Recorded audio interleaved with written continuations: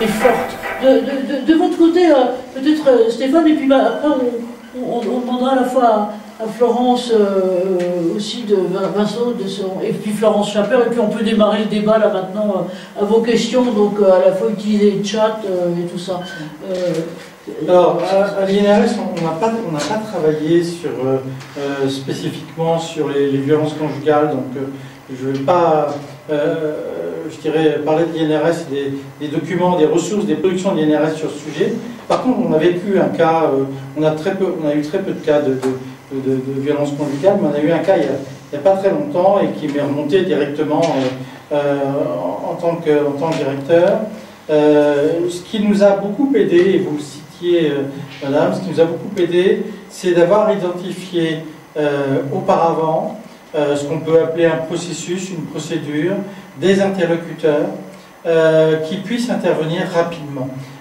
Parce que nous, le cas que j'ai en tête, c'est une personne qui est arrivée un matin, une chercheuse de notre centre de recherche, qui est arrivée avec le visage tuméfié. Et là, les collègues ont commencé, enfin certains collègues, j'allais dire avec, je sais pas, avec tact, disons, je vais dire ça comme ça, à discuter avec elle, et ils se sont aperçus que c'était vraiment un cas pour lequel il fallait intervenir, un vrai cas. Alors là, il y a eu plusieurs points déjà sur lesquels j'insiste parce que ça a été en tous les cas ma difficulté assez rapidement. Ça a été deux sujets. Le logement. Où est-ce que la personne va aller si elle ne retourne pas chez elle? Deuxièmement, l'argent. Sur ça. Et puis troisièmement, bien entendu, vous avez insisté, mais le maintien du travail et du salaire, qui est un élément évidemment très important. Alors, sur les interlocuteurs, on les avait identifiés à l'avance dans une procédure, comme pour l'aspect harcèlement sexuel, etc. Sur le logement, on avait identifié des associations locales et nationales qui étaient capables d'aider par rapport à ça. Et pour l'argent, on avait prévu une situation un peu d'urgence qui était à travers le CSE, le comité d'établissement, qui a la possibilité d'attribuer de façon urgente et très rapide une somme, alors évidemment limitée. C'est l'aspect, vous insistez sur l'aspect court terme et pérenne, hein, mais le court terme, il peut être très important, très urgent, et il faut résoudre tout de suite. Hein, si la personne ne peut pas rentrer chez elle, ou s'il faut qu'elle empêche j'allais dire un mari violent, parce que c'est quand même assez souvent ça, de pouvoir revenir le soir à la maison, le soir même, hein, c'est pas dans 15 jours ou autre, c'est le soir même à la maison. Il faut identifier, le cas échéant, des personnes qui peuvent changer les serrures, enfin bon, etc. Mais en tous les cas, interlocuteur identifié avant, l'aspect de logement d'urgence, l'aspect d'argent d'urgence aussi, maintenir et donner un appui, y compris avec l'interlocuteur interne, pour aller faire les formalités auprès, le cas échéant, de la police, ne pas laisser la personne toute seule aller au commissariat toute seule, etc. Donc cet appui-là, et puis bien entendu l'appui de l'employeur. On a, tout à l'heure, Anne-Marie montrait une brochure INRS, mais c'est parce que ça collait complètement avec ce que vous disiez. Ça s'appelle « Qui solliciter si j'estime être exposé », etc. Donc on a collègues, encadrement intermédiaire, chefs d'entreprise, représentants du personnel, service de santé au travail, bien entendu, médecin traitant, il y a inspection du travail, avocat, service de police ou gendarmerie. Mais en fait, on a essayé justement d'identifier les interlocuteurs possibles. Avec le titre qui est « En parler ». Voilà, et ce qu'ils peuvent faire, avec l'idée de en parler. Pour en sortir, il faut en parler, c'est ce que vous disiez. Et qu'est-ce que chaque interlocuteur peut faire pour aider, pour appuyer. Alors, ça, bien entendu, c'est sur le site internet de l'INRS, mais c'est un élément qui est important. Et en tous les cas, nous, on était, j'allais dire, presque rassurés d'avoir prévu, enfin pas d'avoir prévu, je ne vais pas dire, je fais attention au terme, mais d'avoir travaillé sur le sujet à l'avance pour être capable d'avoir un fil rouge, des interlocuteurs et des personnes qui puissent être dédiées pour aider la salariée dans ce cas, qui était un cas d'urgence à la journée. Et de violence assez forte.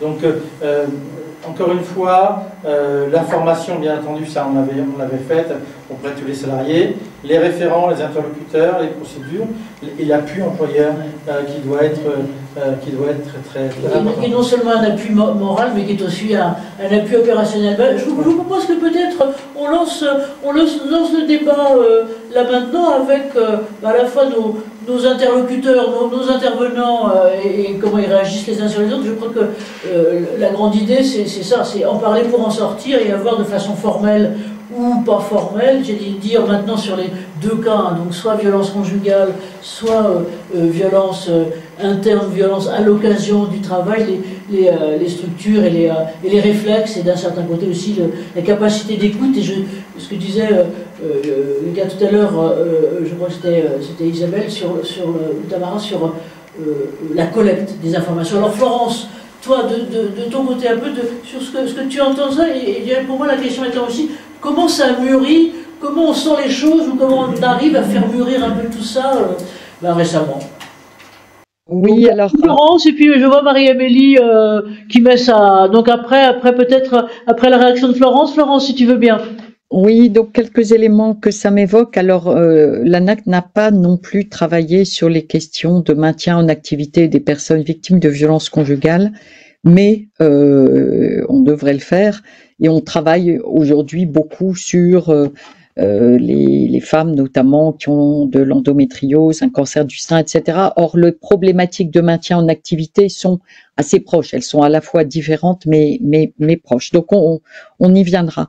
Alors moi, je voudrais quand même recommander tous les travaux, les brochures, les affiches de la Fédération nationale des CIDFF qui ont publié énormément de ressources sur les violences conjugales. Voilà, donc c'est pour moi l'acteur de référence qui a le plus abouti sur ce sujet. D'ailleurs, ils avaient fait un partenariat, y compris, je crois, avec RTE ou EDF, je ne sais plus exactement. Mais en tout cas, puis il y a aussi des associations sur Paris, type Une femme, un toit, enfin, etc. Et les femmes à toit, qui font un boulot fantastique hein, de ce côté-là. Ouais. On va revenir là-dessus. Marie-Amélie, si vous pouvez peut-être dire aussi juste deux mots sur qui vous êtes et puis sur quel sujet vous aviez envie de commenter, donner votre avis. Moi, je suis psychologue, je fais beaucoup d'examens psychologiques. Donc je suis missionnée souvent par le tribunal hein, et les officiers de police judiciaire, des gendarmeries. Voilà, donc sur réquisition. J'ai malheureusement eu une panne d'électricité, j'ai manqué tout le début de vos interventions, c'est bien malheureux. Voilà, et je voulais intervenir pour dire qu'en effet, et aussi malheureusement, et j'en parle ouvertement, je suis aussi victime. J'ai été victime de violences conjugales. Donc effectivement, ça atteint tous les publics, y compris les psychologues spécialisés. Donc c'est toujours très difficile à assumer. Hein. Donc c'est vrai qu'on va en marche arrière avec frein à main à la gendarmerie. Hein, c'est très très compliqué. Et pour vous dire donc d'expérience de l'intérieur, mais aussi parce que par rapport à mes petites statistiques personnelles, le milieu de travail est extrêmement important. Et c'est ce qui finalement nous maintient dans la vie ordinaire, quoi, et qui permet d'entretenir cette vie sociale et ce contact et cette confiance en soi aussi, de pas perdre pied. D'où l'intérêt, effectivement, de pouvoir communiquer dans le milieu du travail, et que c'est vraiment un superbe biais. Voilà, c'est ce que je voulais dire, et il y a vraiment un levier ici extrêmement important.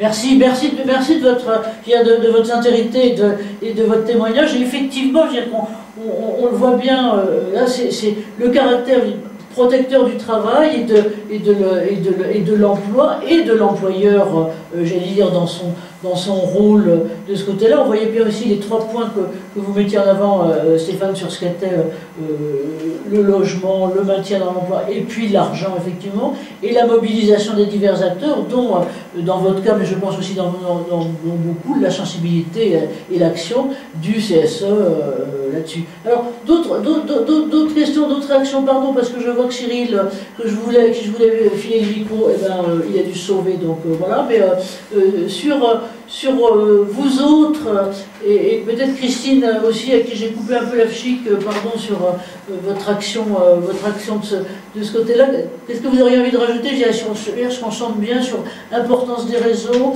d'avoir quand même des processus, d'avoir des interlocuteurs qui sont là, voilà. Qu'est-ce qui est important et comment vous sentez évoluer les choses, et là aussi, pardon, la question de tout à l'heure, vos managers, parce que quelque part, c'est les relais. En termes d'évolution, ce qui est intéressant, c'est que vous disiez, Marie-Amélie, que l'entreprise est importante, et oui, et le rôle de l'entreprise, il est à la fois privilégié et important. C'est-à-dire que c'est vraiment le lieu où finalement les femmes victimes de violences peuvent s'exprimer le plus facilement. Mais surtout, ce que j'observe, c'est que les employés de l'entreprise, et ceci quel que soit leur niveau, sont demandeurs de formation et de conseils pour être, je dirais, à la fois de meilleurs écoutants ou de meilleurs observants, parce que vous disiez, oui, une femme qui arrive cabossée par une violence de la veille, je dirais que ce cas, il est à la fois dramatique, mais il est presque facile à identifier et à gérer. En revanche, ça se passe assez peu comme ça peut être comme ça, mais il y a ce fameux temps de latence où elles se font cabosser, ou moralement, ou physiquement, ou les deux, où on cache tout, et ce temps, plus il est long, plus leur vie est en danger concrètement, hein, et plus leur maintien et le maintien dans l'emploi et le maintien socio-professionnel de la famille entière est en danger. Et c'est là où finalement l'entreprise peut peut-être aussi être un observateur un raccourcisseur de ce temps, ou une aide de ce temps. On peut s'exprimer.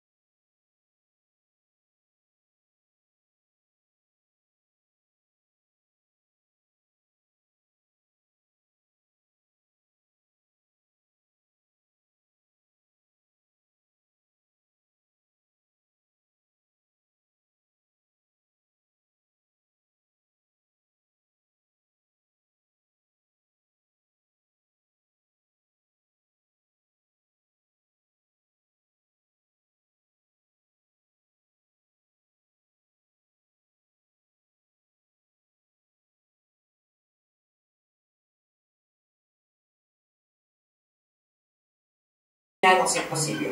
Merci Christine. Alors on va demander à nos psychologues du travail de tout à l'heure, alors Marie Loriol et puis Tamara, de réagir un petit peu sur l'ensemble. On a encore 3-4 minutes, pas beaucoup plus, mais comme merci et Isabelle aussi, enfin voilà, tous.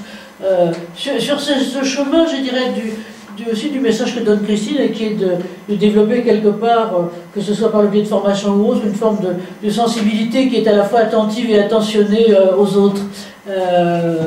Je crois, Marie, c'est vous qui étiez la première parue au micro et à la caméra. À vous, 2 minutes là-dessus, et puis Isabelle. Moi, je voulais juste revenir sur le fait qu'effectivement l'entreprise peut être un bon soutien pour les personnes victimes de violences, mais ça peut aussi par moment avoir un effet complètement contre-productif, dans le sens où un peu dans l'inconscient collectif, une femme qui est battue, elle doit partir. Si elle ne part pas, c'est que la situation lui convient bien.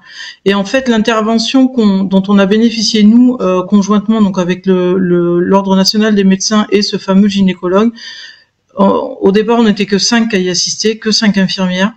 Et en sortant, Laurent vous confirmera peut-être, je l'ai appelé en lui disant il faut impérativement que cette parole-là soit réentendue et sur un temps institutionnel, parce que là c'était au-delà de 18h, je crois, la réunion, de façon à ce que tout le monde puisse comprendre, parce qu'on a des collègues qui sont victimes de violences conjugales aussi au sein du service, on ne le sait pas toujours, et de façon à ce qu'il n'y ait plus cette notion de jugement et cette notion de si ça lui va pas, elle a qu'à partir, c'est facile.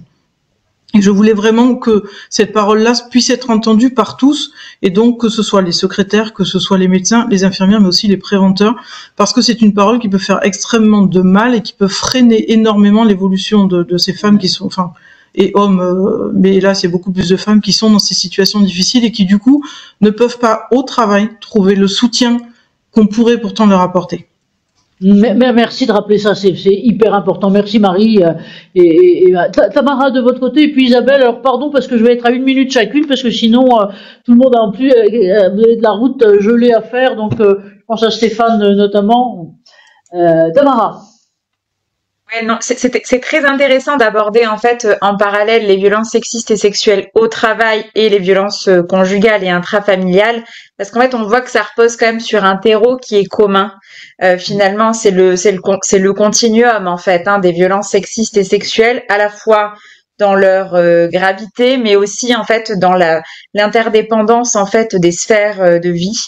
Et on voit que ça repose sur des mécanismes un peu similaires.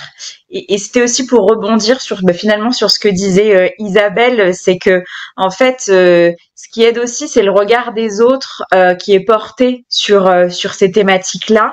Et c'est ce que je voulais évoquer au travers de quand je vous citais les travaux de la croyance en un monde juste, c'est-à-dire que une femme qui est victime de violence, quelle qu'elle soit, si elle ne part pas ou si elle ne dit rien, en fait, on va partir du principe que si elle dit rien, c'est que ça va lui convenir. Voilà, et parce que c'est des mécanismes qui se mettent en œuvre. Donc, d'où vraiment la nécessité aussi d'accompagner et de sensibiliser les personnes ressources dans l'entreprise à accueillir ça et à réceptionner ça. Les managers, évidemment, sont des interlocuteurs indispensables, mais ils sont aussi à l'image de notre société. Donc, finalement, il y a des personnes qui sont acquises à la cause et puis d'autres qui le sont moins. Et c'est un public un peu privilégié, je pense, Merci Tamara. Merci Tamara. Et vous, vous évoquez la similitude et le parallélisme avec Isabelle. Vous, Isabelle, de votre côté, avec l'ensemble de votre expérience et de votre spectre d'intervention. Je rejoins tout à fait tout ce qui a été dit par les différents interlocuteurs et mes consoeurs. Ce qui me marque aujourd'hui, c'est quand même que le sujet est de moins en moins tabou en entreprise. Tout à l'heure, mes collègues du service de santé de Corrèze parlaient de leur tissu. Nous aussi, même si nous avons 27 000 établissements que nous suivons, ce sont avant tout à 86% des petites entreprises, c'est-à-dire des entreprises qui représentent moins de 15 salariés. Et donc, je trouve des entreprises, je rencontre donc ces dirigeants, ces référents qui viennent se former ou s'informer et se sensibiliser, comprendre. En fait, ils sont pleins de volonté. D'ailleurs, parfois, ils ont entendu, presque ils nous partagent des confidences, mais ils sont démunis en fait face à la parole qui est donnée, à savoir, ok, ils ont accepté le fait d'être référent harcèlement par exemple, ou le dirigeant, ou le RH qui a entendu la parole, mais très mal à l'aise et sur qu'est-ce que je peux faire de ça, comment je dois agir. Donc en fait, il est important pour nous tous de pouvoir mettre en place, de pouvoir accompagner la prévention, la mise en place déjà d'informer sur ce que sont ces agissements, comment les reconnaître, comment accueillir la parole, mais aussi quoi faire et comment faire en sorte de mettre en place des préventions dans l'entreprise.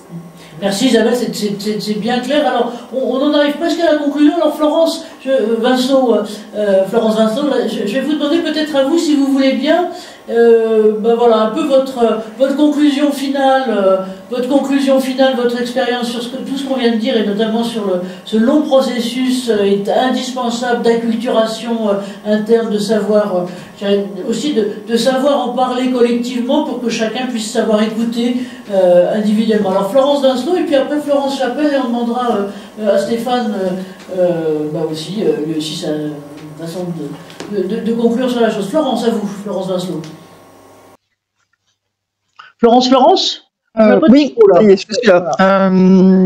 Ouais, donc vous avez dit beaucoup de choses, et plein de choses qu'on aimerait encore partager, mais moi, ce qui me semble vraiment important, c'est qu'il faut absolument en parler. Et c'est vrai qu'aujourd'hui, je pense que là, en tout cas, sur le sujet des violences conjugales, on en parle assez peu en entreprise. Moi, quand je vois, j'en ai parlé un peu autour de moi dans mes réseaux qu'on menait cette action-là. J'ai même eu des retours parfois surpris en disant, mais en gros, pourquoi vous prenez ce sujet-là, en fait? Donc, rien que ces réactions-là m'interpellent. Tout à l'heure encore, j'animais une formation sur le harcèlement. Et quand j'ai voulu faire un peu la promotion de cet événement du 28 novembre, des participantes femmes, m'ont dit, mais ah bon, mais pourquoi vous menez ce type d'action-là? Enfin, voilà, je voulais juste partager ça avec vous. Donc la marche, le chemin est encore long, et donc voilà, en parler pour justement dire c'est normal que aussi dans l'entreprise on en parle, et faire connaître. Voilà, mon objectif pour la semaine prochaine, par exemple, dans l'action qu'on est en train de mener, c'est de faire connaître les acteurs ressources pour que les personnes, justement, soient plus seules. J'ai vu des remarques tout à l'heure dans les commentaires. Il y a plusieurs choses à évoquer. Je vois les sujets autour de l'emprise, etc. Et c'est ce qu'on va essayer d'évoquer, notamment avec nos spécialistes. Mais voilà, qu'on arrive à faire en sorte que les personnes puissent trouver les acteurs ressources, ne restent pas seuls, parce qu'on a vraiment la possibilité en interne de les aider à sortir de ces situations-là, que ce soit dans l'urgence, comme ça a été dit, mais aussi sur la durée. Et donc voilà, il n'y a pas de sujet tabou, et celui-ci, il faut en parler. Et il faut en parler. En parler. Merci Florence. Soit porté au niveau le plus haut de l'entreprise aussi, hein, ça aide beaucoup. Ouais.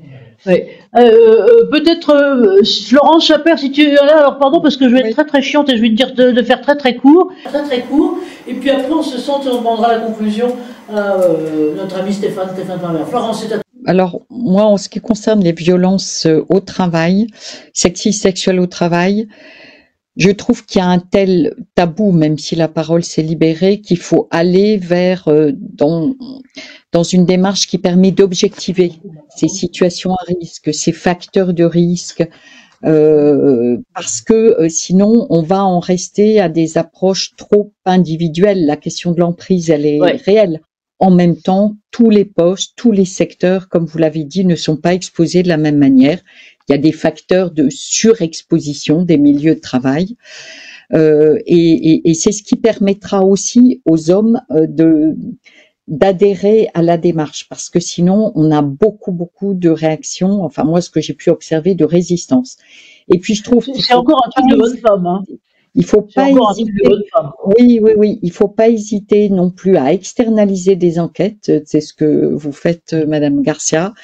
Pas hésiter dès qu'il y a des responsables, des représentants du personnel impliqués ou des situations compliquées. Et puis il faut pas seulement accompagner les victimes, accompagner les équipes de travail, et vous avez parlé de la difficulté effectivement des collectifs qui se retournaient contre les victimes, mais aussi accompagner les auteurs. Moi j'ai entendu parler de plusieurs entreprises qui mettaient en place des coachings d'accompagnement des personnes mises en cause. C'est pas toujours des hommes, parce qu'il peut y avoir des situations entre hommes, entre femmes, des femmes vis-à-vis d'hommes. Enfin, il y a aussi toutes les nuances possibles. Voilà. Moi, je vous invite. Merci Florence, c'est super. À lire ce rapport, et puis le rôle des services de prévention. Ce fameux rapport dont a parlé Anne-Marie insiste sur le rôle des services de prévention, et je pense que vous êtes d'une aide très grande. Voilà. Oui, c'est plus que précieux, c'est actif et efficace. Alors, peut-être, on peut mettre la caméra, voilà, on a là. À vous Stéphane, et puis ensuite mon président. Je conclue très rapidement avec peut-être trois mots.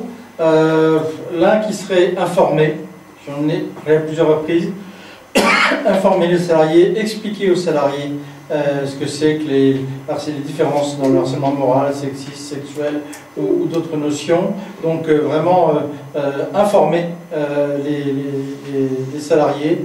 Le deuxième mot, j'ai repris juste une petite documentation, un petit flyer de l'INRS, en parler pour en sortir. Vous êtes plusieurs à avoir dit il faut pouvoir, à la fois que les personnes en parlent et puis les victimes en parlent et puis qu'il y ait des personnes pour écouter. Donc mon deuxième mot, expression, sera en parler pour en sortir. Et puis un troisième point auquel je crois moi fondamentalement, c'est l'engagement de la direction. J'y crois pour d'autres démarches, mais en tous les cas j'y crois fondamentalement. S'il y a des dirigeants qui ne sont pas engagés ou dont le personnel pense qu'ils ne sont pas engagés ou qui laissent croire qu'ils ne sont pas engagés, je pense que ça ne fonctionnera pas ou beaucoup moins bien. Et en tous les cas, je prends l'exemple pour l'INRS en interne, moi j'y ai mis un engagement très fort dans les présences, répondre aux questions, etc. Un engagement très fort, très ferme, très fort et très ferme. Et je crois que ça, c'est quelque chose qui, en tout cas pour moi, est indispensable. Qui symbolise finalement l'engagement et l'importance du sujet. Alors, peut-être un mot de Jacques Bouvet, Jacques Bouvet, donc mon président. À vous, est-ce que... Un mot pour dire que ce que je ressens comme essentiel, c'est le développement des connaissances, des méthodes, des moyens, des dispositions pour l'assistance aux femmes en difficulté. Et je pense que cette assistance, dont on voit les progrès grâce à vous, elle va probablement provoquer un plus grand nombre de cas qui vont se mettre à jour. Donc, il ne faut pas s'en alarmer. Il faut se dire c'est la conséquence d'une assistance meilleure. Mais ensuite, il faut caresser l'espoir que grâce à cette assistance meilleure bien installée, les causes mêmes vont se limiter. C'est-à-dire que la violence contre une femme qui reçoit une assistance immédiate, qui devient plus résiliente, va elle-même diminuer. Et je caresse cet espoir grâce à tout ce que vous nous avez dit et grâce à tout ce que vous faites. Merci beaucoup à vous. En tout cas, merci à vous tous et merci Stéphane, lui encore une fois, d'avoir bravé les éléments et à vous tous aussi là-dedans. Donc le replay pour le 25, hein, c'était le truc qui était tenu, le replay. Et puisqu'on vous demandait ce que disait Jean-Loup, envoyez-nous les liens et vos ressources et on va consolider tout ça pour mettre avec le replay une annexe et l'ensemble des éléments. Parce qu'encore une fois, on ne fait que commencer. Alors j'ai vu que Sandra Berthozen, elle est partie là tout à l'heure en nous faisant un petit coucou, mais on va continuer et approfondir ça sur cette question violence faite contre les femmes dans l'univers de soins. Vous savez ou pas qu'elle dirige la chaire management des services de santé au CNAM, et donc on a prévu ça en gros pour, je pense que ce sera en gros pour janvier ou autre. Donc à tous un grand merci, pardon encore une fois d'avoir été un peu frustrante en vous coupant les temps et tout, mais ça a été génial. Donc à la fois côté grandes entreprises, merci Florence Vinceau, merci Tamara pour RTE et puis les services interentreprises, et merci à nos trois grands gourous qui étaient là. Florence, on est toujours aussi Chapère, on est toujours aussi groupie. Merci à toi et merci à vous tous. Et merci à Marie-Amélie de son témoignage perso très important. Merci Christine. Bye à tous. Merci à Marie. Vraiment sympa. Et donc le prochain, je continue, appel au peuple, si vous avez de près ou de loin été engagé ou autre autour des Jeux Olympiques et de la réussite et de l'implication dans ces Jeux, on a besoin de vous. Et on fait une manif avec Bernard Thibault, qui va d'ailleurs indiquer les dates, entre le 4, 5, 6 mars, sur tous ces sujets. À bientôt. Bye bye. Bye bye. Merci, au revoir.